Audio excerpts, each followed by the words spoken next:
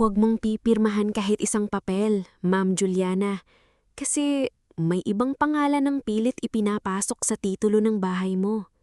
Tumigan ang kamay ko sa pagbubukas ng kahon ng plato. Akala ko nung una, prank call lang o baka mali lang ng tawag. Pero nang banggitin ng lalaki ang buong pangalan ko, ang exact address ng bagong bahay namin, pati ang pangalan ng asawa kong si Ramon Sarmiento, para akong binuhusan ng malamig na tubig sa gitna ng tanghaling tirik. Ma'am, mahinang sabi niya, ako po si Mang Ernesto de la Peña, dating may-ari ng bahay. Hindi ko sana kayo tatawagan kung hindi delikado. Pero may dumating sa akin na notice. May gumagalaw po sa titulo. Bago natin ituloy, kung ikaw ang nasa kalagayan ko, 1 linggo pa lang sa bahay na pinaghirapan mo, tapos biglang may tatawag na nagsasabing may nililipat palang titulo sa likod mo, ano ang una mong gagawin? Mag-comment ka kung saan ka nanonood ngayon at anong oras na dyan sa inyo. At kung mahilig ka sa mga kwentong tahimik sa simula, pero masakit kapag lumabas ang totoo, huwag mong kakalimutang mag-subscribe. Dahil ang nangyari sa akin, hindi ito basta away mag-asawa. Ito ang araw na natutunan kong, minsan, ang pinakamapanganib na tao sa loob ng bahay ay yung may hawak ng ekstrang susi. Ako si Juliana Briones, 31 taong gulang. Dating accounting assistant sa isang maliit na construction supply sa Malolos, Bulacan. Hindi ako mayaman. Hindi rin ako ipinanganak na may lupa, negosyo o apelidong kinatatakutan. Ang meron lang ako noon ay isang lumang laptop, ilang taon ng overtime, at pangarap na magkaroon ng ahay na hindi inuupahan.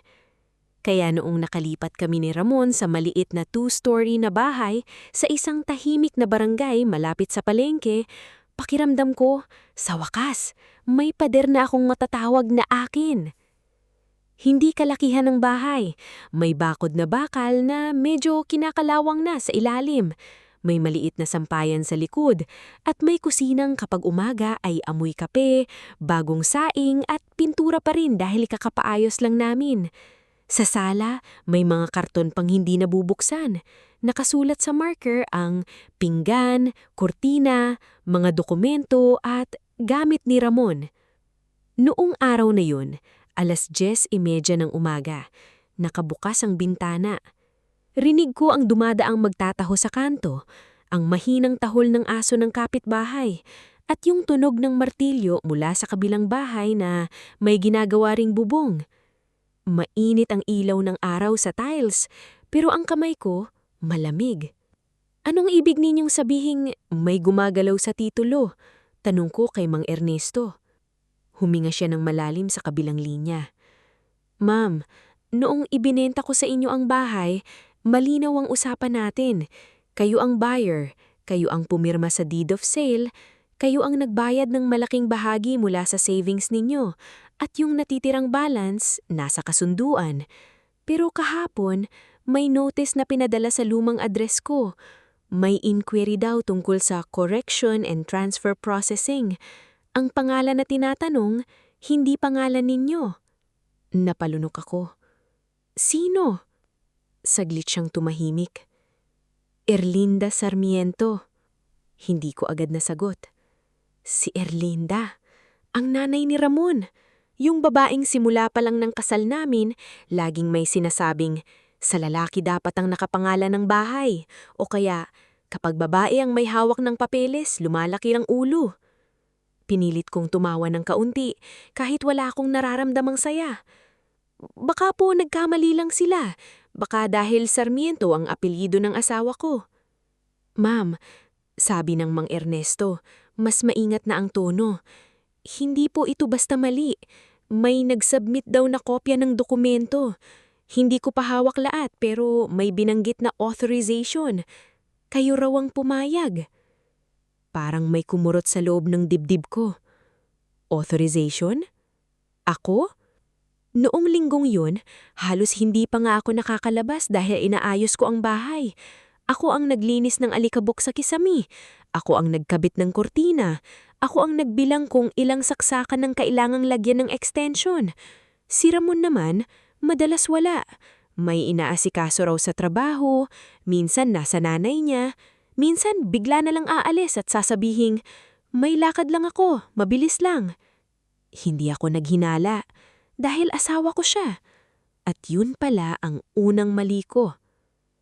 Pagkababa ng tawag, hindi ako umiyak, hindi rin ako sumigaw.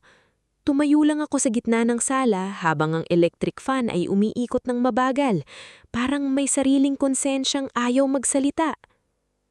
Tumingin ako sa kahon na may label na mga dokumento. Nasa ilalim yon ng maliit na mesa katabi ng picture frame namin ni Ramon noong kasal. Sa litrato, nakangiti kami. Ang kamay niya nasa balitat ko. Ang mukha ko punong-puno ng tiwala. Lumuhod ako sa sahig, hinila ko ang kahon, naamoy ko agad ang pinaghalong papel, lumang folder at alikabok. Binuksan ko ang brown envelope kung saan ko itinago ang photocopy ng deed of sale, resibo ng bayad, IDs at mga kopya ng usapan namin ni Mang Ernesto. Naundo ng deed of sale, naundo ng resibo, pero may isang folder na manipis. Masyadong manipis. Dati, alam kong may 3 kopya ng preliminary documents. Ngayon, 2 na lang ang nasa loob. Hinanap ko ang pangatlo. Kinalkal ko ang ilalim ng kahon, ang gilid ng mesa, pati ang drawer kung saan nilalagay ni Ramon ang susi ng motor niya. Wala. Doon ko narinig ang gate. Kumalangit-ngit ang bakal. Sumilip ako sa bintana. Si Ramon. Nakasuot siyang polo shirt na light blue. Pawis ang noo, hawak ang cellphone niya. Pero hindi yun ang nagpahinto sa akin.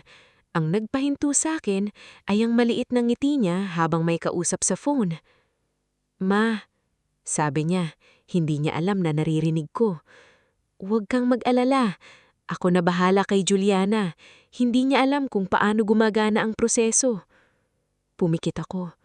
At sa unang pagkakataon sa loob ng bahay na akala kong pahingan ako, naramdaman kong hindi pala ako bagong lipat. Nilusob pala ako. Hindi ko agad hinarap si Ramon.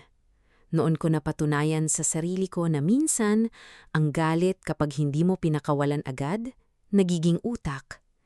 Narinig ko siyang pumasok sa bahay. Umalingasaw ang amoy ng araw sa damit niya. Halong pawis at pabangong matapang na laging binibili ng nanay niya sa mall kapag sale. Inilapag niya ang susi sa ibabaw ng maliit na cabinet malapit sa pinto. Kasywal na kasywal, parang walang ginagawang mali ang mga kamay niya. "Jules?" tawag niya. Hindi ako sumagot agad. Inayos ko ang mga papel sa harap ko, huminga ng malalim at pinilit kong gawing normal ang mukha ko. Kung may natutunan ako sa ilang taon kong pagtatrabaho sa opisina, iyon ay ito. Huwag kang magpakita ng takot sa taong naghihintay na makita kang mataranta. "Nasa sala ko," sabi ko. Pagpasok niya, nakita niya ang mga dokumento sa mesa. 1 segundo lang yun, pero nakita ko ang pagbabago ng mata niya. Parang may nahuling ilaw na biglang namatay. "Bakit mo nilabas yan?" tanong niya. "Inaayos ko lang, para hindi mawala." Lumapit siya. Pilit na nakangiti. "Ako na magtago niyan, baka mahalo sa gamit." Humawak siya sa isang folder, pero nauna ang kamay ko. Dahan-dahan kong pinatong ang palad ko sa ibabaw ng folder. "Okay lang, ako na." Napatigil siya. Tahimik kaming nagtinginan. Sa labas, may tricycle na dumaan.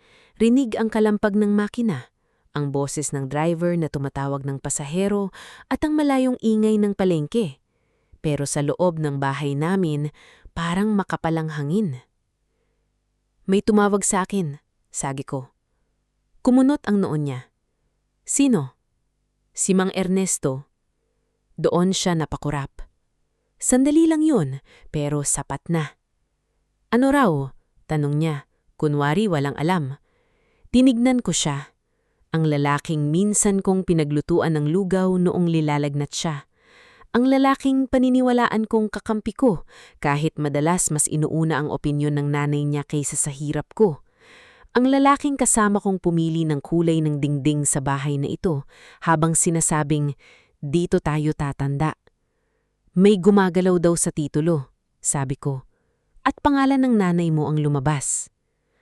Tumawa siya, hindi malakas, yung tawang pangtakip sa kaba. Baka may confusion lang. Alam mo naman mga opisina dito, minsan mali-mali. Bakit pangalan ng nanay mo ang malilito sila? Baka dahil siya ang tumulong magtanong dati. Hindi siya buyer, Ramon. Alam ko. Hindi rin siya ang nagbayad. Alam ko nga. Hindi rin siya dapat may access sa documents natin. Doon na nawala ang ngiti niya. Ano ba, Juliana? Nanay ko yun, hindi ibang tao. Yun ang problema, sagot ko ng mahina. Para sa'yo, hindi siya ibang tao. Pero para sa papeles, ibang tao siya. Napatayo siya ng tuwid. Grabe kang magsalita, parang pinagnanakawan ka namin. Hindi ako sumagot, dahil minsan, kapag ang taong kaharap mo mismo ang nagbigay ng tamang salita sa krimen niya, hindi mo na kailangang dagdagan. Pumasok siya sa kwarto at padabog na sinara ang pinto. Narinig ko ang pagbukas ng cabinet, paggalaw ng hanger, at mahinang mura. Naiwan ako sa sala, nakaharap sa mesa. Nanginginig na ang tuhod ko, pero hindi ko pinayagang bumigay. Umupo ako, kinuha ang cellphone ko, at tinawagan ko si Mang Ernesto. Sir? Sabi ko. May kopya po ba kayo ng notice? Oo, ma'am. Pinicturan ko. Ipapadala ko sa inyo. Pagdating ng larawan, nilakihan ko yun sa screen. Hindi buo ang detalye, pero malinaw ang ilang salita. Request for verification. Transfer processing inquiry. Name involved, Erlinda Sarmiento. Related buyer, Juliana Briones. At may isang reference number sa ibaba. Sinulat ko yun sa papel. Hindi ako abogado. Hindi ako sanay sa mga ganitong laban, pero marunong ako sa resibo. Marunong ako sa petsa. Marunong ako sa pagkukumpara ng dokumento dahil ilang taon akong nag-file ng purchase orders, delivery receipts, at bank deposit slips. Kaya nagsimula ako sa alam ko. Timeline. Binuksan ko ang lumang notebook ko. Isinulat ko ang petsa kung kailan kaming unang tinignan ng bahay, kailan kami nagbigay ng reservation, kailan ako nag-withdraw sa bangko, kailan kami pumirma si Mang Ernesto, kailan ibinigay ang susi, kailan kami lumipat. Habang sinusulat ko yon, may naalala ko. Nung isang araw bago kami lumipat, hiniram ni Ramon ang envelope.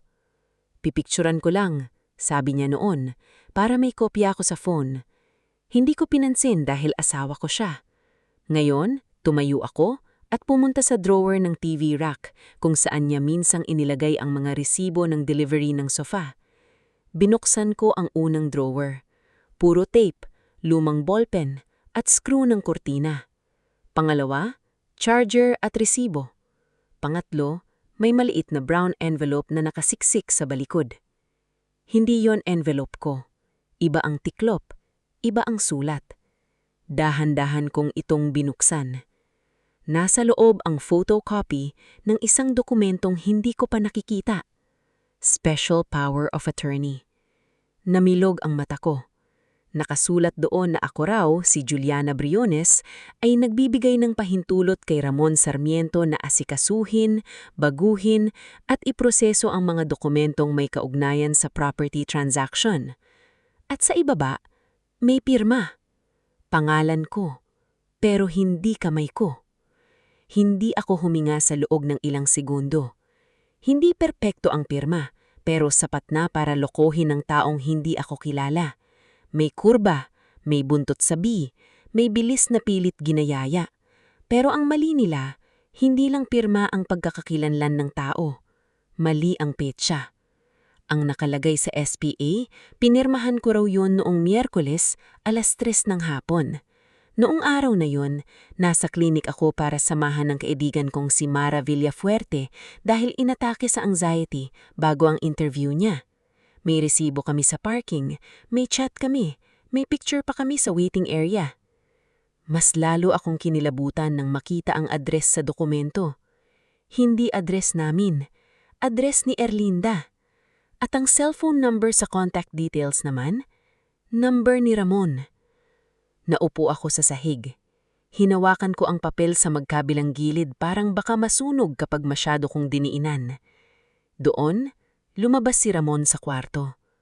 Nakita niya ang hawak ko at sa unang pagkakataon mula nung nakilala ko siya, hindi siya nakaisip agad ng palusot. "Juliana," sabi niya, mababa ang boses. "Makinig ka muna." Tumayo ako. "Bakit may peking pirma ko rito?" Lumapit siya. "Hindi peke yan. Para sa atin din yan." "Para sa atin?" Napatawa ko pero naninginig ang boses ko. "Bakit pangalan ng nanay mo ang nasa transfer inquiry?" "Temporary lang." "Ang alin? Ang panloloko?" "Hindi mo kasi naiintindihan." Bigla niyang sigaw. "Mas madali kung kay mama muna nakapangalan. Siya ang may kilala. Siya ang marunong sa lakaran." "Bahay ko to, Ramon." "Bahay natin." "Kung bahay natin, bakit wala akong alam?" Hindi siya nakasagot. Doon ko narinig ang isa pang gate na bumukas. Mas mabigat ang tunog. Mas madiin. Sumilip ako. Si Erlinda Sarmiento. Nakasuot ng floral blouse, may dalang handbag at nakataas ang baba na parang siya ang nagbayad ng bawat hollow block ng bahay na ito. Sa likod niya, may 2 kapitbahay na usisera at isang barangay tanod. Doon ko naintindihan. Hindi lang pala nila ako niloko sa papeles. Naghanda rin sila ng entabla sa kung saan ako ang lalabas na masamak. Hindi pa nakakapasok si Erlinda sa loob. Nararamdaman ko na ang bigat ng presensya niya. May mga taong hindi kailangan sumigaw para ipaalam sa iyo na minamaliit ka nila. Sapat na ang lakad nila. Sapat na ang tingin nila sa sahig mo, sa kurtina mo, sa plato mong hindi pa nailalabas, na para bang lahat ng nasa paligid ay kailangang pumasa sa pamantayan nila. "Juliana," tawag niya. Hindi anak, hindi iha, hindi kahit simpleng kumusta. Pangalan ko lang, matigas at malamig. Binuksan ni Ramon ang pinto bago pa ako makalapit at doon ko nakita ang unang malinaw na ebidensya na matagal na pala silang may usapan. Hindi siya nagulat na nandoon ang nanay niya. "Ma," sabi niya, mahina. "Tama na," sagot ni Erlinda. "Ako nakakausap." Pumasok siya sa sala nang hindi naghuhubad ng sandalyas. Sa likod niya, alanganing sumunod isang tanod na kilala sa barangay bilang Tanod Lito at 2 babaeng kapitbahay, si Aling Cora, may-ari ng sari-sari store sa kanto, at Nelia, pinsan daw ng kagawad, na halatang dinala hindi para tumulong kundi para may makita. Amoy pulbo si Erlinda, yung matapang na pabangong pangsimba at halong usok ng kalsada. Pagpasok niya, parang lumiit ang sala. Yung bahay na noong umaga ay akala ko akin, biglang naging lugar na kailangan kong depensahan. "Nabalitaan ko," sabi niya habang nakatingin sa mga papel sa mesa. "Pinapalaki mo na naman ang maliit na bagay." Hindi ako umimik. Lumapit siya sa mesa at hinawakan ng photocopy ng SPA. Agad ko itong hinila pabalik. "Hindi mo pwedeng kunin yan," sabi ko. Tumaas ang kilay niya. "Aba, marunong ka na palang sumalita ng ganyan sa matanda. Kapag ginamit ang pangalan ko sa dokumentong hindi ko pinirmahan, opo." Suminghap si Aling Cora sa gilid, si Nelia naman ay nagkunwaring tumingin sa kisame pero halatang nakikinig ng bawat salita. "Peking pirma raw," sabi ni Erlinda, sabay tawang maikli. "Ramon, naririnig mo ba ang asawa mo? Sarili niyang pamilya pinagmumukhang kriminal." "Hindi pamilyang pirma na hindi akin," sagot ko. Tumalim ang tingin niya. Doon nagsalita si Tanod Lito. "Ma'am Juliana, baka pwede pag-usapan na lang ng maayos. Pinapapunta lang naman kami ni Ma'am Erlinda kasi baka raw magagulo." Tiningnan ko siya. Mabait ang mukha ni Tanod Lito pero alam kong hindi niya alam ang buong kwento. Sa barangay, kung sino ang unang magsumbong, madalas siya ang unang mukhang biktima. "Kayo po ba ang pinatawag?" tanong ko, para awatin ako o para saksihan na ako ang palalabasing nagwawala. Hindi siya nakasagot. Si Ramon ang sumabat. "Juliana, tama na. Nakakahiya na." "Nakakahiya kanino? Sa kapitbahay o sa taong tatawag sa dating may-ari para alamin kung bakit nililipat ang bahay ko sa nanay mo?" Nag-iba ang mukha ni Erlinda, mabilis. Para siyang natapaban sa bahaging akala niya nakatago. "Wala kang respeto," sabi niya. "May respeto ako sa totoo. Ang totoo, kung hindi dahil sa anak ko, hindi mo mabibili ang bahay na ito." Doon kumirot ang lalamunan ko. dahil iyon ang linya na matagal niyang gustong sabihin. Tumayo ako ng tuwid. Ako ang naglabas ng down payment. Ako ang may resibo ng bank withdrawal. Ako ang kausap ni Mang Ernesto sa presyo. Si Ramon ang kasama ko, oo, pero hindi ibig sabihin nun pwede ninyong ilipat ang pangalan ko sa basurahan. Namula si Ramon. Grabe ka! Hindi. Ang grabe yung ginawa ninyo. Saglit na natahimik ang lahat. Sa labas, may batang tumatakbo sa kalsada, may tricycle na pumreno, may tindera ng isda na sumigaw sa di kalayuan. Normal ang barangay, normal ang araw. Pero sa loob ng bahay ko, unti-unti nababaklas ang isang kasinungalingan na binalot sa salitang pamilya. Umupo si Erlinda sa sofa na ako ang nagbayad sa installment. Makinig ka. Sabi niya, mas mababa na ang boses mo yun. Hindi mo naiintindihan ang mundo. Babae ka. Kapag nag-away kayo ni Ramon, anong gagawin mo? Ibebenta mo itong bahay? Paano ang anak ko? Wala kaming anak. At hindi bahay ang solusyon sa takot ninyong mawalan ng kontrol kay Ramon. Napatingin si Aling Cora sa akin. Doon ko unang napansin na hindi na chismis ang tingin niya. Parang may tanong na. Si Erlinda naman nagpatuloy. Ang gusto ko lang, protektado ang pamilya namin. Pamilya ninyo, ulit ko. Hindi ako kasama? Hindi siya sumagot. At minsan, iyon ang pinakamasakit na sagot. Biglang nagsalita si Aling Cora, mahina pero malinaw. Erlinda, di ba noong isang araw may kasama kang babae rito? Lumingon kami lahat. Nanigas ang panga ni Erlinda. Anong sinasabi mo? Yung naka-white blouse, yung may dalang folder. Akala ko taga-asesor o taga-munisipyo. Pumasok kayo rito kahit wala pa si Juliana. Sagi mo may kukunin lang si Ramon. Pakiramdam ko huminto ang hangin. Tiningnan ko si Ramon. Hindi siya makatingin sa akin. Kaninon yon? Tanong ko kay Aling Cora. Noong Martes ng hapon, bago kayo tuluyang lumipat, nagtaka nga ako kasi may kusing hawak si Ma'am Erlinda. Kusi. Dahan-dahan akong napatingin sa biyenan ko. May kusi kayo? Umayo siya ng upo. Nanay ako ni Ramon. Hindi iyon sagot. Binigyan niya ako para kung may emergency. Ang emergency pala ay kumuha ng dokumento sa bahay na hindi pa namin tinitirhan. Juliana, babala ni Ramon. Pero hindi na ako takot sa boses niya. Kinuha ko ang phone ko at binuksan ang recorder. Inilagay ko sa mesa, lantad sa lahat. Simula ngayon, lahat ng sasabihin dito i-record ko para walang dagdag, walang bawas. Nagulat si Tanod Lito. Ma'am Juliana, baka legal po ito kung bahagi ako ng usapan at kung may mali akong sinabi, pwede nila akong itama. Napatingin si Erlinda kay Ramon. Sa unang pagkakataon, hindi na siya mukhang reyna ng bahay. Mukha siyang taong may nakalimutang itagong bakas. Tumayo ako at kinuha ang notebook ko. Binuklat ko ang timeline na sinimulan ko kanina. Martes ng hapon, sabi ko habang sinusulat, may pumasok sa bahay namin ang kusi, kasama si Erlinda at isang babaeng may folder. Miyerkules, may dokumentong nagsasabing pumirma ako ng SPA kahit nasa klinik ako. Huwebes, may inquiry sa transfer processing. Ngayon, dinala ninyo ang tanod at kapitbahay para palabasing ako ang gumagawa ng gulo. Walang nagsalita. Kahit si Erlinda. Doon ko naintindihan na hindi ko kailangan sumigaw para mabasag ang plano nila. Kailangan ko lang ipakita sa kanila na marunong akong magbilang ng araw. Lumapit si Ramon sa akin. Jules, please, pag-usapan natin sa kwarto. Napatingin ako sa kanya.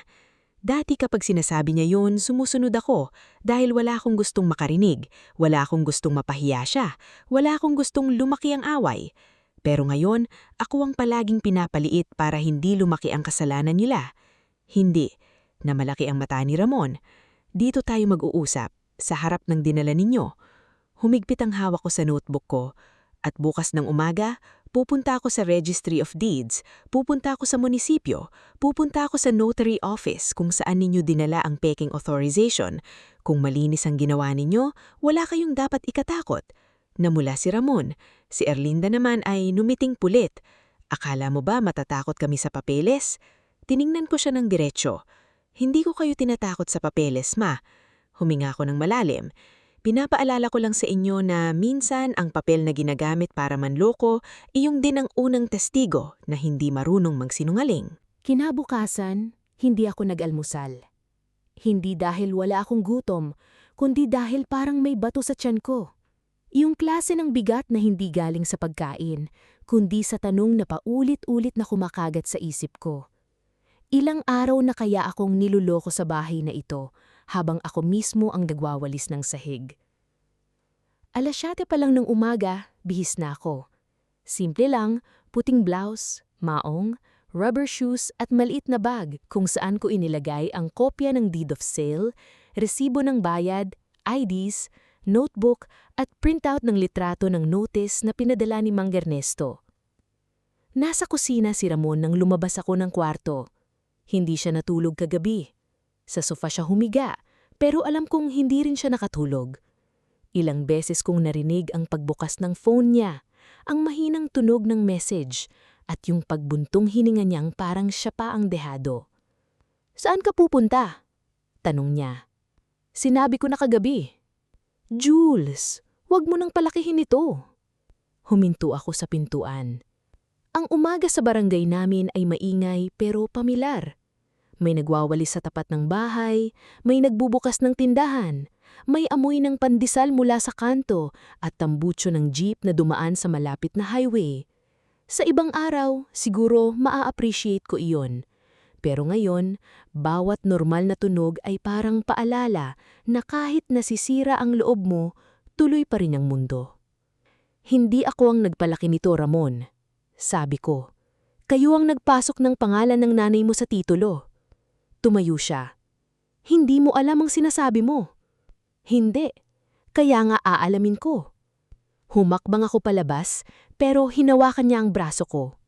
Hindi madiin, pero sapat para pigilan ako. Tumingin ako sa kamay niya. Dati, kapag hinahawakan niya ako, kalma ang nararamdaman ko. Ngayon, parang kadena. "Bitawan mo ako," sabi ko. Binitawan niya agad ako, pero sumunod ang salita niyang mas masakit. "Kapag pinahiya mo ang pamilya ko, wala ka nang babalikan dito." Napatingin ako sa kanya. "Ramon, ako ang bumili ng bahay na ito. Bakit parang ako pang tinatakot mong palayasin?" Hindi siya nakasagot.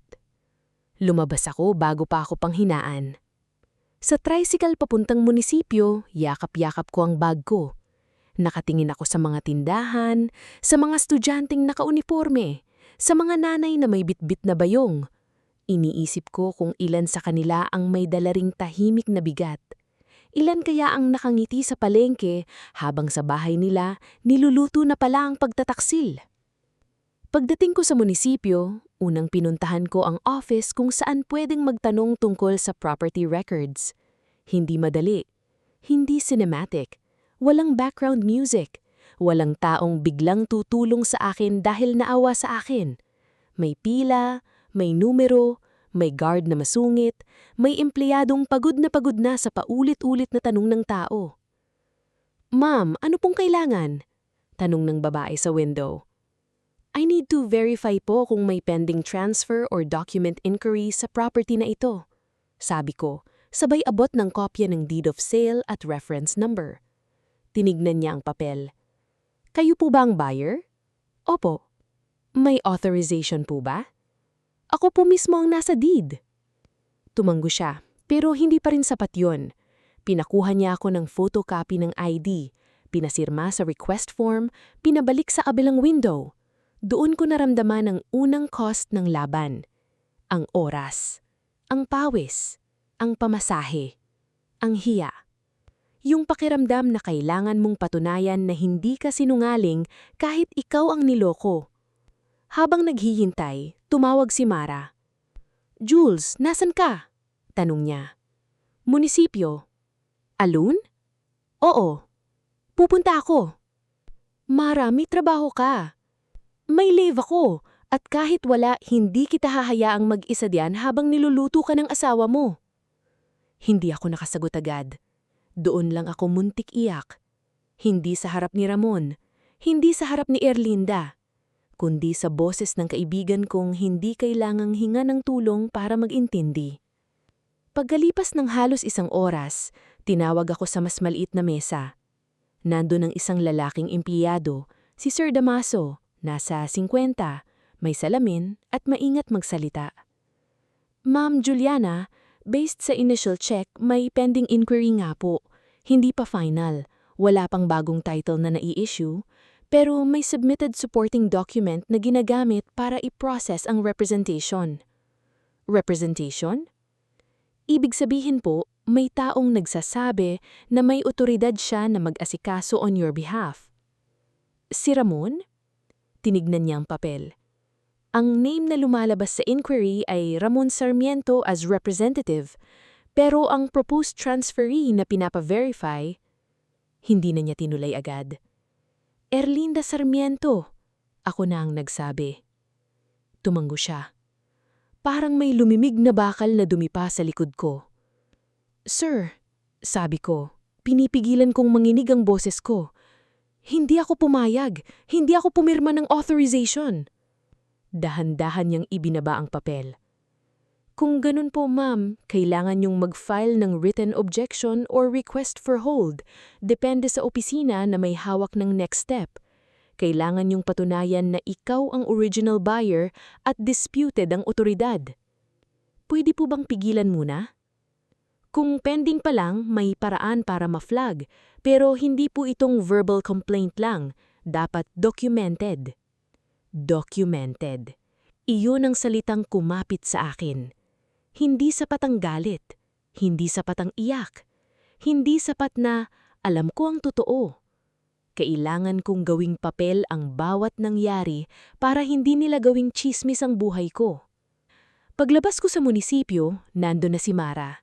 Naka-office blouse pa siya, hawak ang tumbler at envelope. Yinakap niya agad ako. Anong sabi? Hindi pa final. Pending pa lang. Good, may habol.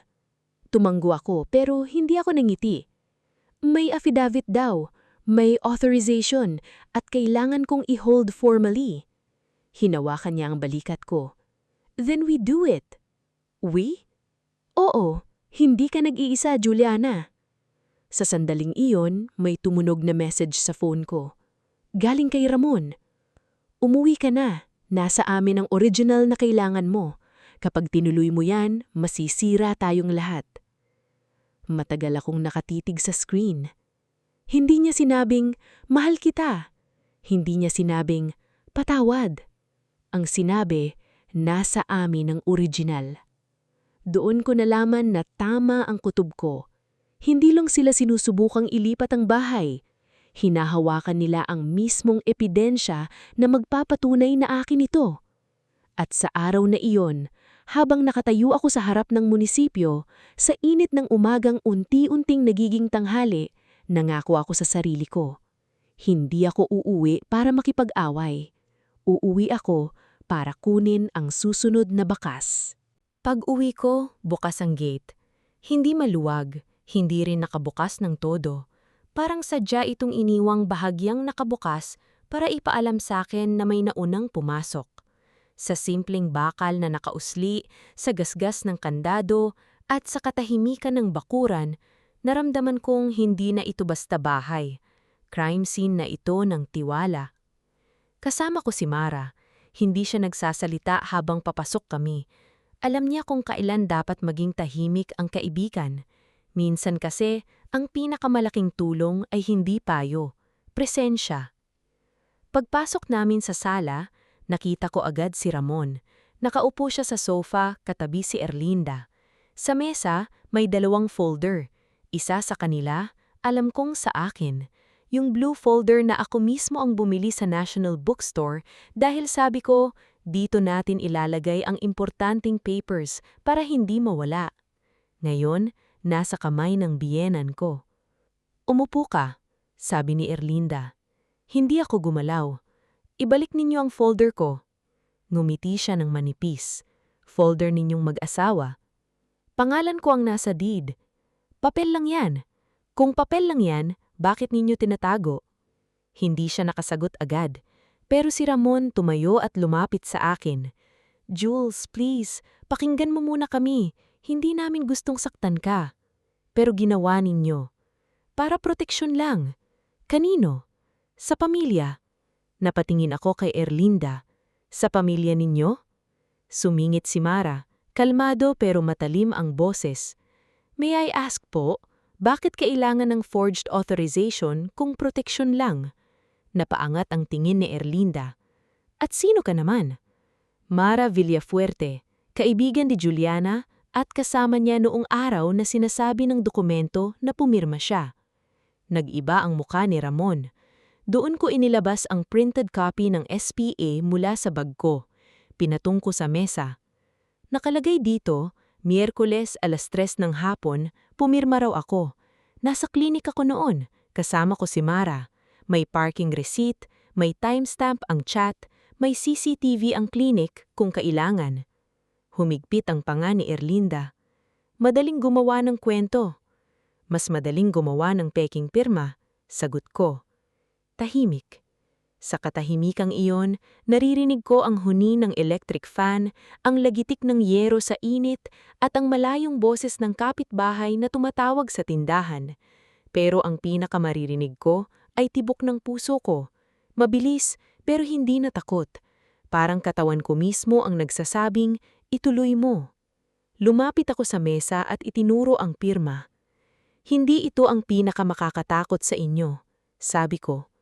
Kumunot ang noo ni Ramon. Ano? Hindi pirma ang magpapahuli sa inyo. Naglabas ako ng isa pang papel. Print out iyon ng contact details na nasa SPA. Address na ginamit, bahay ni Ma'am Erlinda. Contact number, kay Ramon. Kung ako ang pumirma, bakit hindi number ko?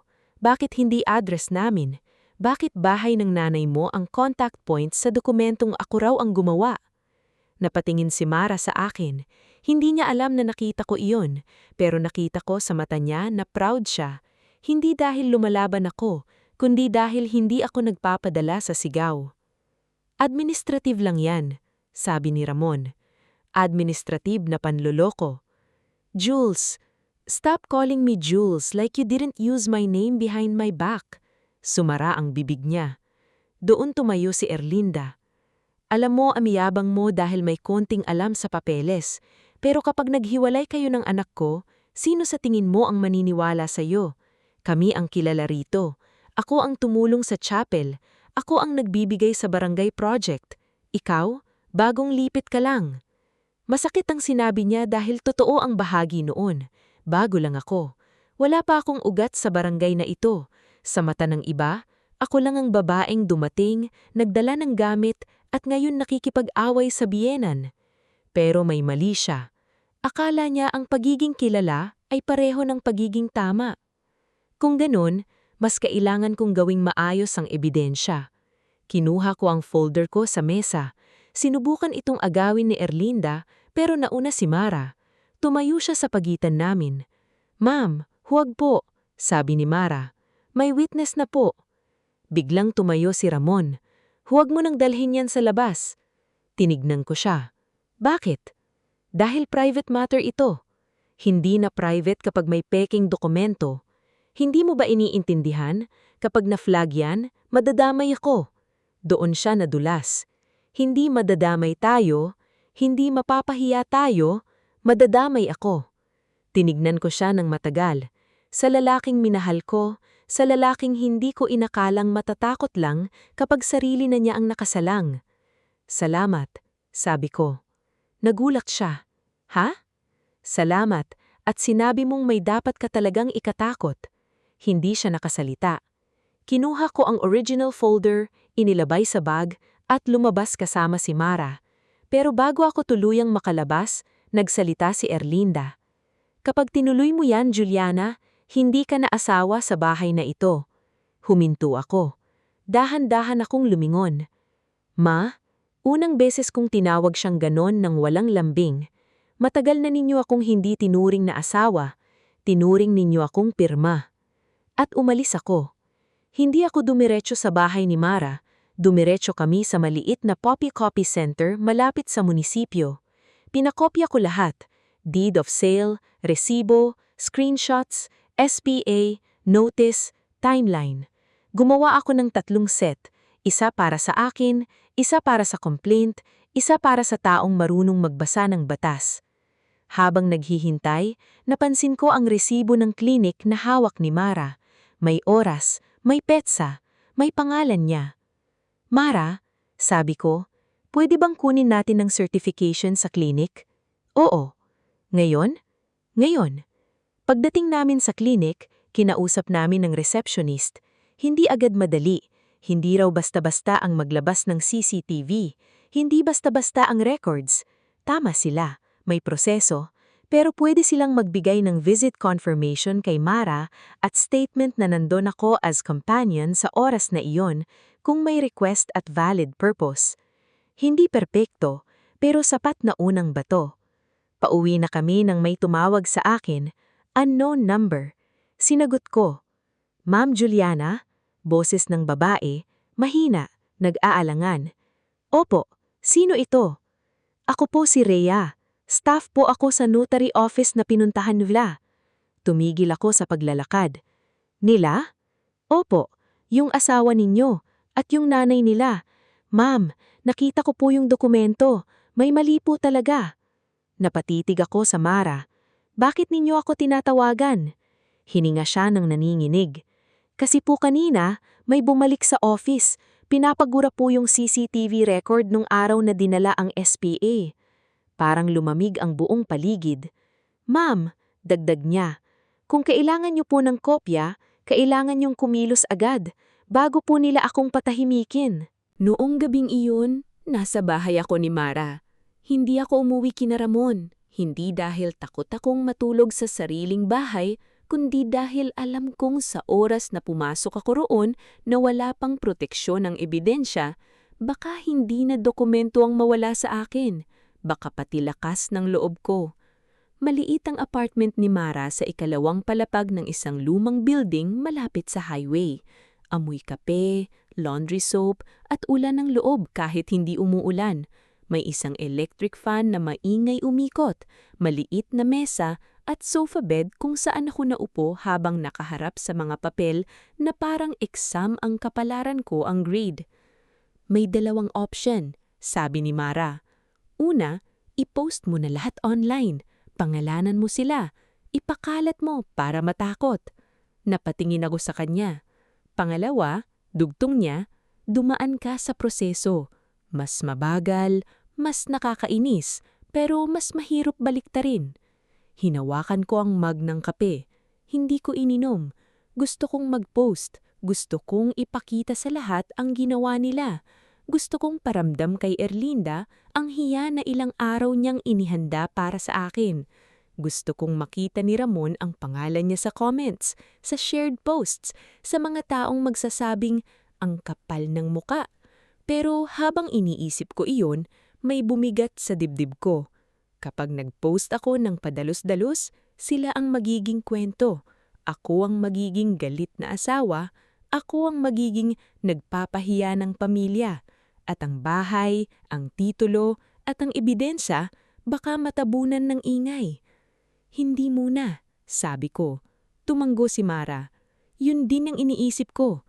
Hindi dahil hindi sila deserve mapahiya, sabi ko, kundi dahil ayokong mawala ang laban dahil lang nagmadali ako. Kinuha ko ang notebook. Gumawa ako ng bagong pahina. Immediate steps. 1. Written objection or request to hold processing. 2. Secure certified copies. 3. Notary office visit. 4. Barangay record of incident. 5. Consult legal aid or PAO or private lawyer. 6. Preserve messages and calls. Habang sinusulat ko iyon, tumunog ang phone ko. Si Ramon. Hindi ko sinagot. Sumunod, message. Jules, umuwi ka na. Nag-aalala ako. Tinitigan ko ang screen. Nag-aalala. Ang dali palang gamitin ng malambot na salita kapag matigas na ang ebidensya. Sunod na message. Si Mama umiiyak. Sobra ka na. Doon ako napangiting ng pait. Noong ako ang naninginig sa sala, walang sinabing sobra sila. Noong pirma ko ang ginamit, walang umiyak para sa akin. Pero ngayong may posibilidad na mapanagot sila, biglang ako ang malupit. Hindi ako sumagot. Kinabukasan, pumunta kami ni Mara sa notary office. Maliit lang iyon, nasa tabi ng printing shop at lending office. May lumang aircon na maingay umikot, plastic na upuan, at dingding na puno ng framed certificates. Sa labas, may nagtitinda ng banana queue.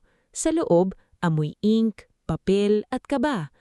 Nandoon si Rhea. Bata pa siya, siguro nasa 25, maputla, nakapusnod at halos hindi makatingin ng diretso sa akin. "Ma'am," sabi niya, "hindi ko po alam lahat. Staff lang po ako, pero naaalala ko po sila." "Sina Ramon at Erlinda?" Tumango siya. "May kasama po silang babae. Hindi ko po sure kung fixer o kakilala lang. Siya po ang mas maraming hawak na papel." "May record kayo?" "May logbook pero..." Napatingin siya sa likod sa pinto ng maliit na opisina. "May nagpaalis po ng page." Nanamig ako. "Tinanggal?" Hindi ko po nakita kung sino, pero kahapon nung hinanap ko, wala na yung page ng araw na iyon.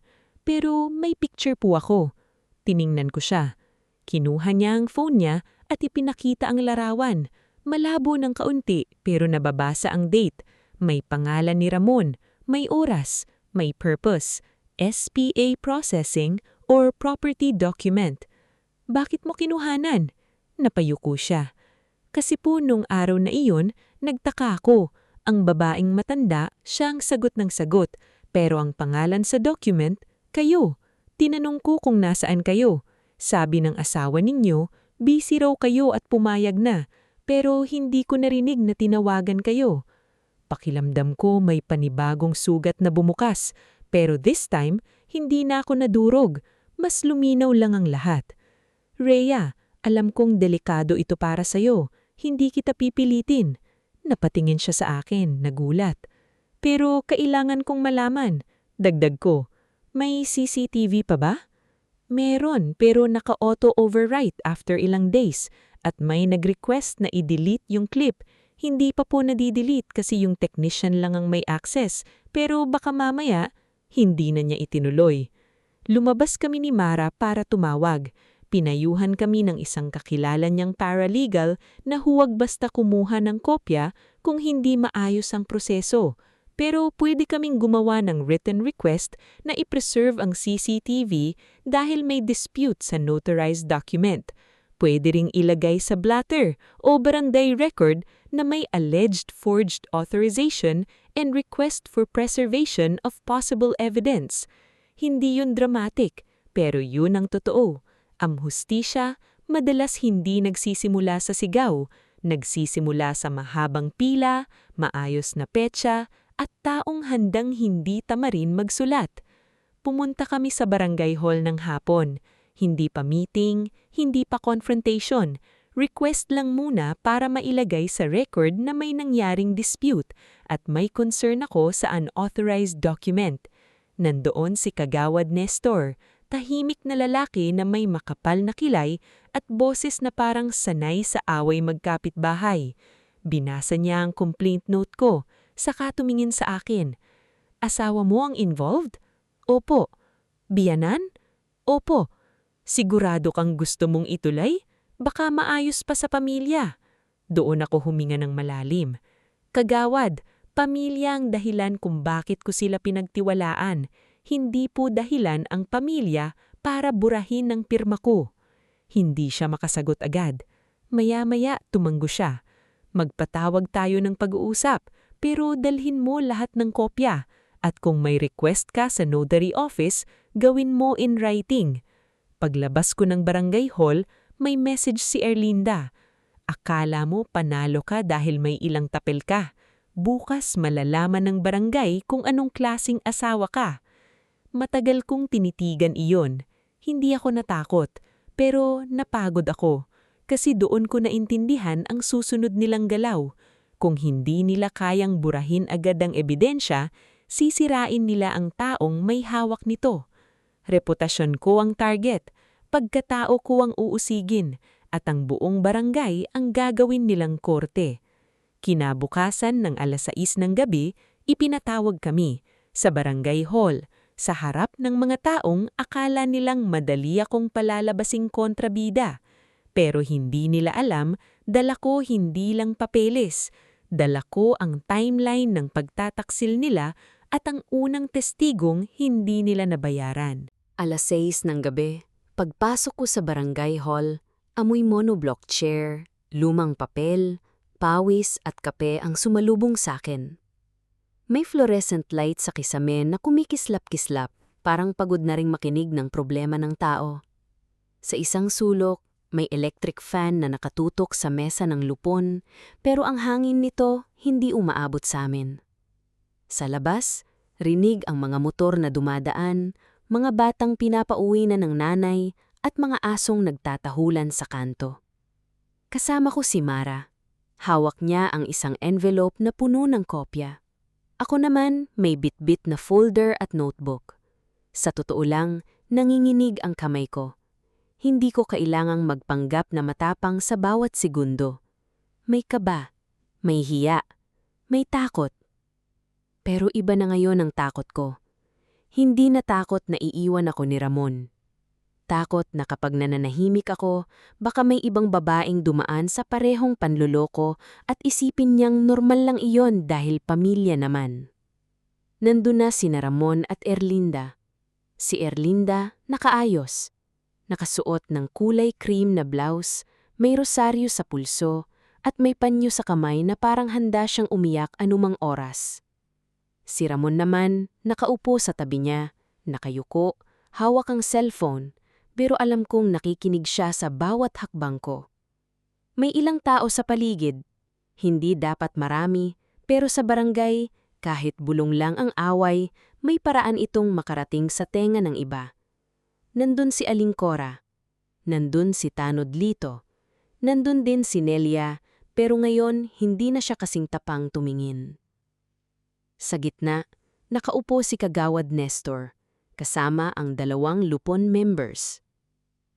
Juliana Briones? Tawag niya. Opo. Ramon Sarmiento? Opo. Mahina niyang sagot. Erlinda Sarmiento? Oo. Matigas ang boses niya. Nagsimula si Kagawad sa paalala. Hindi raw ito korte. Hindi raw ito lugar para magsigawan. Ang barangay ay para pag-usapan muna ang gusot. Alamin kung may magpapagkasunduan at kung hindi, gagawa sila ng record para sa susunod na hakbang. Tumanggo ako. Iyon ang kailangan ko. Record. Unang nagsalita si Erlinda. Gusto ko lang pong linawin, panimula niya. Agad may lambot sa boses. Na masakit para sa isang ina na pagbintangan ng sariling manunggang. Wala po akong ibang hinangad kundi protektahan ang anak ko. Si Juliana po kasi, simula nang nabili ang bahay, nagbago na, parang sa kanya lang lahat. Parang wala ng karapatan ng asawa niya. Tahimik akong nakikinig. Kung may papeles man pong naasikaso, hindi iyon para nakawin ng bahay, para nang po maayos ang pamilya. Kasi alam namin kapag nag-away sila, baka paalisin niya ang anak ko. Doon tumingin sa akin ng ilang tao. Iyon ang unang tira nila. Gawin akong babaeng sakim, malamig, at mapangkontrol. Sumunod si Ramon. Hindi ko po intensyon na saktan si Juliana. Sabi niya, may misunderstanding lang, may mga dokumentong kinakailangang asikasuhin. Ako ang asawa niya kaya akala ko pwede akong mag-follow up. Akala mo? Tanong ni Kagawad Nestor. O may authorization ka? Natigilan si Ramon. May pinirmahan po. Tumingin sa akin si Kagawad Nestor. Ma'am Juliana? Binuksan ko ang folder ko. Hindi ako nagmadali, isa-isa kong inilabas ang papel. Hindi para magpasikat, kundi para ipakita na hindi galit ang hawak ko. Ebidensya. Una po, sabi ko, hindi ko itinanggi na asawa ko si Ramon, pero hindi automatic na dahil asawa ko siya, pwede na niyang gamitin ang pirma ko. Inilapat ang deed of sale. Ito po ang deed of sale. Ako po ang buyer. Nandito ang pangalan ko, ito ang mga resibo ng bank down payment at withdrawal. Nandito ang petsa at halaga. Inilapat ang kopya ng special power of attorney. Ito po ang special power of attorney na nakita ko sa drawer namin. Nakasulat dito na pumirma raw ako nung Miyerkules 3:00 ng hapon, pero nung oras na iyon, nasa klinik ako kasama si Mara Villafuerte. Nagbigay si Mara ng certification at resibo ng parking.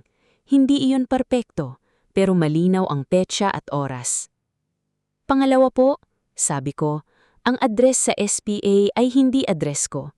Address po ni Ma'am Erlinda. Ang cellphone number na ginamit, number ni Ramon. Kung ako po ang nag-authorize, bakit hindi contact details ko? Nagsimulang magbulungan ng ilan. Si Erlinda agad sumingit. Hindi porke mali ang number peke na agad ayan. Administrative error lang yan. Tumanggo ako. Kaya nga po hindi ako humihingi na maniwala sila sa akin dahil sinabi ko, ito po ang timeline. Binuklat ko ang notebook. Binasa ko ang mga petsa. Kailan kami tumingin ng bahay, kailan ako nagbayad, kailan ibinigay ang susi, kailan pumasok si Erlinda sa bahay bago kami lumipat, ayon kay Aling Cora. Kailan lumabas ang SPA? Kailan dumating ang notice kay Mang Ernesto? Kailan nag-message si Ramon na nasa kanila ang original? Doon nagtaas ng kamay si Aling Cora. Kagawad, sabi niya, ako po yung nakita. Pumasok po si Ma'am Erlinda sa bahay kasama ang isang babae na may folder. Wala pa po si Juliana nun. Napatingin si Erlinda sa kanya. Cora, sigurado ka ba sa sinasabi mo? Oo.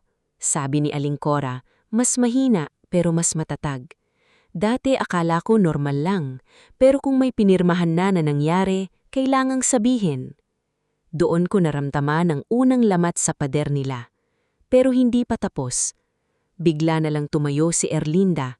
Aba, ngayon ako pa ang masama. Ilang taon akong tumulong sa barangay na ito. Kilala niyo ako. Siya, bagong salta lang dito. Hindi ko siya sinagot agad. Hinayaan kong marinig ng lahat ang sinabi niya. Kasi minsan, ang tao, kapag pinilit ipagtanggol ang sarili, siya mismo ang naglalabas ng tunay niyang tingin. Kagawad Nestor tapped the table lightly. Ma'am Erlinda, maupo muna po. Dito tayo sa facts. Doon bumukas ang pinto ng barangay hall. Pumasok si Mang Ernesto. Nakasuot sa simpleng polo, may hawak na envelope at halatang galing pa sa biyahe. Hindi ko inaasahan na pupunta siya dahil sinabi niyang ipapadala na lang niya ang statement. Pero naroon siya. Pawis sa noo, pero diretsyo ang tingin. Ako po si Ernesto de la Peña. Sabi niya, tahimik ang buong hall. Lumapit siya sa mesa at inilabas ang kopya ng original transaction record niya. Nililinaw ko lang po na ang bahay ay ibinenta ko kay Juliana Briones. Hindi kay Ramon Sarmiento, hindi kay Erlinda Sarmiento. Sa lahat ng usapan, si Juliana ang buyer. Siya ang nagbayad, siya ang nakipagnegosyo. Kung may transfer sa ibang pangalan na walang malinaw na consent niya, hindi po iyon galing sa akin. Hindi ako umiyak, pero napayuko ako. Dahil sa sandaling iyon, may isang taong hindi kadugo, hindi ko asawa, hindi ko pamilya, pero tumamo sa katotohanan na dapat mismong asawa ko ang nagprotekta. Si Ramon, hindi gumalaw. Si Erlinda, tahimik na nayon. Kagawad Nestor looked at Ramon. May maipapakita ba kayong original authorization na personal na pinirmahan ni Ma'am Juliana sa harap ninyo? Matagal ang katahimikan. Sobrang tagal. Hanggang sa unang pagkakataon, nagsalita si Ramon nang hindi tumitingin sa nanay niya. Wala po akong maipakita ngayon. Hindi iyon pag-aamin, pero iyon ang unang pagbagsak ng palabas nila. At sa loob ko, may boses na nagsabing, hindi pa panalo. Pero hindi na rin ako nag-iisa. Akala ko pagkatapos magsalita ni Mang Ernesto, uurong na sina Ramon at Erlinda. Hindi pala. Ang taong nahuhuli sa mali, minsan hindi agad umaamin. Minsan, binabago lang ang bersyon ng kwento para may matirang puwang na matakbuhan. Miscommunication lang po, sabi ni Ramon. Ilang minuto pagkatapos niyang sabihing wala siyang maipakitang original authorization. May plano naman talaga kaming mag-asawa. Siguro nagkamali lang sa proseso. Hindi po kami magnanakaw. Hindi ko alam kung sino ang tinutukoy niyang kami. Siya at ako o siya at ang nanay niya? Si Erlinda naman, hindi na kasing taas ang boses, pero naroon pa rin ang tigas. Kung may mali man sa dokumento, hindi ibig sabihin masama ang intensyon. Gusto lang naming siguraduhin na hindi mawawala sa pamilya ang bahay. Doon ako napatingin sa kanya. Hindi mawawala sa pamilya? Tanong ko. O hindi mawawala sa inyo? Hindi siya sumagot. Kagawad Nestor leaned forward. Ma'am Juliana, ano ang gusto ninyong mangyari ngayon? Huminga ako ng malalim. Sa totoo lang, gusto kong sabihing, gusto kong lumayas silang lahat sa buhay ko. Gusto kong ibalik ang lahat ng araw na pinaniwalaan ko si Ramon. Gusto kong mabawi ang tiwala na unti-unti nilang kinain habang nagluluto ako ng hapunan, naglilinis ng bahay, at nangangarap ng tahimik na buhay. Pero hindi iyon ang hinihingi ng papel. At ang gabing iyon ay hindi para sa sugat lang. Para iyon sa ayos. Una po, sabi ko, gusto kong mailagay sa barangay record na disputed ang SPA at wala akong consent sa anumang transfer sa pangalan ni Ma'am Erlinda. Tumanggo si Kagawad. Pangalawa, gusto kong ibalik lahat ng original documents na hawak nila. Tumingin si Kagawad kay Ramon. Hawak ninyo ba? Hindi sumagot si Ramon agad. Si Erlinda ang sumingit. For safekeeping lang po. Hindi kayo ang may-ari para mag-safekeep, sabi ko. May lupon member na napabuntong hininga, pero hindi nagsalita. Pangatlo, dagdag ko, gusto kong gumawa sila ng written statement na hindi nila itutuloy ang anumang transfer, encumbrance o paggamit ng bahay bilang collateral nang walang written consent ko. Sa salitang iyon, biglang napatingin sa akin si Erlinda. Collateral. Iyon ang salitang hindi ko pa nilalabas buong gabi. Doon ko nakita ang tunay na takot sa mata niya. Si Ramon halos hindi huminga. Kagawad Nestor noticed it. Bakit ninyo nabanggit ang collateral, ma'am? Binuksan ko ang isa pang papel. Hindi ito galing sa notary office, hindi rin ito galing sa munisipyo. Galing ito kay Rhea na nag-message sa akin bago ang barangay hearing. Hindi niya kayang pumunta. Natatakot siya, pero nagbigay siya ng isang mahalagang detalye. Noong araw na pinuntahan ni Ramon at Erlinda ang notary office, may dala silang folder mula sa lending office tabi ng notaryo. Hindi iyon sapat para mag-akusa, pero sapat para magtanong. Kagawad, may statement po ang staff ng notary office na may dala silang folder mula sa lending office. Wala pa po akong complete proof kung ano ang laman, kaya hindi ko sinasabing final. Pero dahil may attempt na ilipat ang titulo sa pangalan ni Ma'am Erlinda, kailangan kong pigilan na magamit ang property sa anumang loan. Doon may nagsalita sa gilid. Si Nelia. Mahina ang boses, halatang kinakabahan. Ma'am Erlinda, hindi ba may utang ka kay Mang Ben sa talyer? Lumingon siya sa kanya na parang gusto niyang sunugin sa tingin. Nelia? Babala niya. Pero tuloy na si Nelia. Kasi narinig po noon, sabi mo kapag naayos yung bahay, makakahinga ka na sa hulog. Akala ko bahay mo talaga. Tahimik. Hindi malakas ang sinabi ni Nelia, pero sapat para mabago ang hangin. Si Ramon napayuko. Doon ko naramdaman ang pait na mas malalim pa kesa galit. Hindi lang pala ito tungkol sa pride ni Erlinda. Hindi lang ito tungkol sa kontrol. May pera. May utang. May planong gawing panangga ang bahay na pinaghirapan ko para sa problemang hindi ko ginawa. Kaya pala, bulhong ko. Narinig iyon ni Ramon. Napatingin sa akin at sa unang beses sa buong gabing iyon, parang may pumutok sa mukha niya. Hindi galit, hindi yabang, kundi hiya. Jules, sabi niya, wag muna, hindi ko kayang marinig ang boses mo ngayon. Kagawad Nestor turned to Ramon. Totoo ba na may plano kayong gamitin ng property for loan? Hindi sumagot si Ramon. Si Erlinda ang sumingit. Hindi pa naman natutuloy. Hindi pa natutuloy. Dalawang salita, pero sa mga nakarinig, sapat na iyon. Hindi pa natutuloy, ibig sabihin pinag-isipan. Hindi pa natutuloy, ibig sabihin may direksyong pupuntahan. Hindi pa natutuloy, ibig sabihin kung hindi ako natawagan ni Mang Ernesto, baka isang araw magising na lang ako na ang bahay ko may utang na hindi ko alam. Mera reached for my hand under the table. Saka ko lang napansin na malamig ang daliri ko. Kagawad Nestor spoke more firmly now. Ganito ang mangyayari. Ilalagay natin sa record ang dispute. Ramon Sarmiento and Erlinda Sarmiento will surrender any original documents related to the property today kung narito or within 24 hours kung nasa ibang lugar. Magkakaroon ng written undertaking na hindi sila magpoproseso ng transfer or loan using the property without Juliana Briones' written and personal consent. Kung hindi sila pipirma, ilalagay natin ang refusal.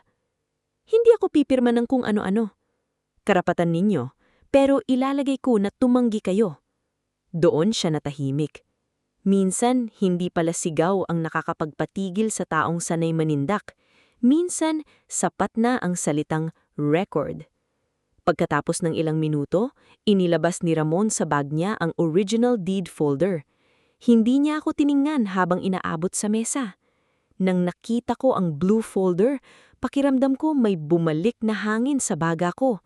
Pero hindi na iyon ang dating folder na simbolo ng pangarap. Ngayon, simbolo na iyon ng aral. Kahit gaano mo kamahal ang tao, huwag mong ibibigay ang buong sarili mo sa taong ayaw kang bigyan ng buong katotohanan. Bago kami matapos, nagsalita si Ramon. Jules, I'm sorry. Maikli, mahina. Dati, sapat na sana iyon para lumambot ako. Pero ngayon, tiningnan ko si Ramon at sinabi ko, hindi apology ang kailangan kong unahin ngayon. Repair. Nangunot ang noo niya. Itigil ninyo ang transfer. Bayaran ninyo ang gastos ko sa pagkuha ng kopya, legal consultation at pag-file. At pagkatapos niyon, pag-uusapan natin ang kasal natin sa lugar na hindi kontrol ng nanay mo. Namula ang mata niya. Si Erlinda, napaiwas ang tingin. Hindi ako nanalo sa paraang palakpakan. Walang nagdiwang, walang lumuhod sa gitna ng hall. Pero mas matindi iyon. Dahil sa gabing iyon, ang mga taong gustong burahin ang pangalan ko sa bahay, napilitang isulat ang pangalan ko sa record. At minsan, iyon ang unang hakbang para mabawi mo ang buhay mo. 3 araw pagkatapos ng barangay meeting, bumalik ako sa bahay. Hindi para makipagbati. Hindi rin para magpanggap na maayos na ang lahat. Bumalik ako dahil pagod na akong matakot sa pintuang ako ang nagbayad para mabuksan. Kasama ko si Mara at si Mang Ernesto. Dumating din si Kagawad Nestor, hindi para makialam sa buhay mag-asawa, kundi para saksihan ang turnover ng documents at ang kasunduang pinag-usapan namin. Sa sala, naroon si Ramon. Mag-isa siya. Wala si Erlinda. O akala ko, pagkalipas ng ilang minuto, dumating siya. Hindi na siya nakaayos tulad ng dati. Simpleng blouse, walang pabango, walang taas-baba ng kilay. Parang sa 3 araw, may bumigat sa mukha niya na hindi kayang takpan ng pulbos. Hindi ako naawa agad. May mga sugat na hindi mo kailangang ipilit pagalingin para lang masabing mabait ka. Umupo kami sa sala. Sa parehong sala kung saan niya ako pinagmukhang suwail. Sa parehong mesa kung saan ko unang inilatag ang peking SPA. Pero ngayon, iba ang laman ng mesa. May written undertaking. May listahan ng documents na hawak nila at ibinalik. May resibo ng mga ginastos ko sa photocopy, certification, pamasahe, consultation at filing. May statement na ititigil nila ang anumang transfer o inquiry sa pangalan ni Erlinda. At may hiwalay na papel mula kay Ramon, sulat kamay. Hindi ko hiningi iyon, pero ginawa niya. Hindi ko agad binasa, hindi pa ako handa. Kailangan po nating linawin, sabi ni Kagawad Nestor, na itong kasunduan ay tungkol sa property dispute at document handling. Kung may criminal or civil action na gustong ituloy si Ma'am Juliana, karapatan niya iyon. Hindi ito kapalit ng legal remedy unless pumayag siya. Tumanggo ako. Napatingin si Ramon sa akin. Alam kong gusto niyang malaman kung magsasampa ako agad ng kaso. Sa totoo niyang, pinag-isipan ko. Hindi ko isinasara ang pinto, Pero sa oras na iyon, ang unang kailangan ko ay ihinto ang damage, masecure ang bahay at alisin ang kamay nila sa anumang dokumentong pwedeng gamitin laban sa akin. Pipirma ko, sabi ni Ramon. Si Erlinda, tahimik. Kagawad looked at her. Ma'am Erlinda? Matagal siyang nakatingin sa papel. Pagkatapos, nagsalita siya ng mahina. Hindi ako sanay na kinukontra. Walang sumagot. Buong buhay ko, dagdag niya, ako ang nagdesisyon para sa anak ko. Noong namatay ang asawa ko, ako ang naghanap ng paraan para mabuhay kami. Kapag may problema, ako ang humaharap. Kaya siguro, hininto siya. Akala ko, karapatan ko pa rin. Tumingin siya sa akin. Hindi iyon ang public apology na may palakpakan, hindi rin iyon luhang pangdrama. Basag ang boses niya, pero hindi niya ako yinakap. Mabuti na rin, hindi ko kailangan ng yakap na gagamitin para burahin ang ginawa. Mali ako, sabi niya. Hindi dapat ginamit ang pangalan mo, hindi dapat kami pumasok dito nang wala kang alam, at hindi namin dapat ginawang sagot sa utang ko ang bahay na hindi akin. Tahimik ang buong sala. Si Ramon napayuko. Ma, bulong niya. Umiling si Erlinda. Kasalanan ko rin ito, pero kasalanan mo rin, Ramon, dahil asawa mo siya. Ikaw dapat ang unang pumigil sa akin. Doon siya napaiyak. Si Ramon. Hindi iyak na malakas, hindi iyak na naghahanap ng awa. Yung tahimik na iyak ng taong ngayon lang nakitang ang pagiging sunod-sunurin niya ay may nabasag na taong nagmahal sa kanya. Pinirmahan nila ang undertaking. Ibinalik nila ang original documents. Nagbigay si Ramon ng bayad sa mga ginastos ko. Hindi bilang kabayaran sa sakit dahil walang presyo iyon, kundi bilang unang patunay na hindi lang sorry ang alam niyang sabihin. Pagkatapos, inilabas ko ang susi. 2 iyon. Ang isa, kopyang hawak ni Ramon, ang isa, galing kay Erlinda. May iba pa ba? Tanong ko. Walang sumagot agad. Tinignan ko sila pareho. Hindi na ako magtatanong ng pangalawa. Doon inilabas ni Ramon ang isa pang duplicate mula sa wallet niya. Napapikit ako. Minsan, kahit inaasahan mo na, masakit pa rin kapag may lumabas pang huling piraso ng kasinungalingan. Kinuha ko ang susi. Magpapalit ako ng lock, sabi ko. Walang kumontra. Pagkatapos ng lahat, tumayo si Mang Ernesto. Juliana, kung kailangan mo ng witness sa registry, sasama ako. Salamat po, sabi ko. Ngumiti siya ng malungkot. Alam mo, noong ibinenta ko sa iyo itong bahay, napansin ko kung paano mo tingnan ang bawat sulok. Hindi tulad ng bumibili lang ng property. Para kang naghahanap ng pahinga. Sana mabawi mo iyon. Doon na ako naiyak. Hindi malakas.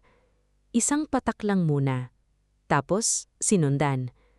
Kasi doon ko naiintindihan, hindi bahay ang pinakaninakaw sa akin.